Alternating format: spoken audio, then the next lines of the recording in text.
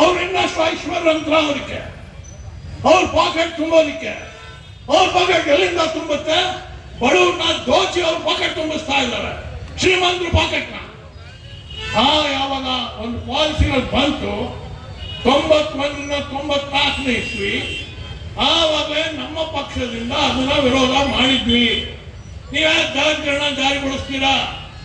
ಈ ನಮ್ಮ ದೇಶದ ಕಡು ಬಡವರ ವಿರುದ್ಧವಾಗಿ ಹೋಗುತ್ತೆ, ಕಾರ್ಮಿಕ ವಿರುದ್ಧವಾಗಿ ಹೋಗುತ್ತೆ, ರೈತ ವಿರುದ್ಧವಾಗಿ ಹೋಗುತ್ತೆ ಹೇಳಿದ್ವಿ.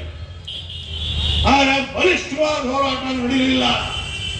ಹೋರಾಟ ನಡೆದಿಲ್ಲ ಅಂದ್ರೆ ಸರ್ಕಾರ ಪಾಲಿಸಿ ಹಿಮ್ಮೆಟ್ಟಕ್ಕಾಗಲ್ಲ.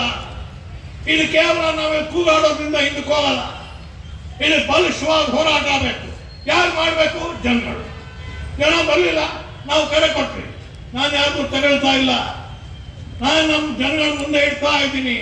ನಾವು ಅವತ್ತೇನು ಭವಿಷ್ಯ ನೋಡ್ತೀವಿ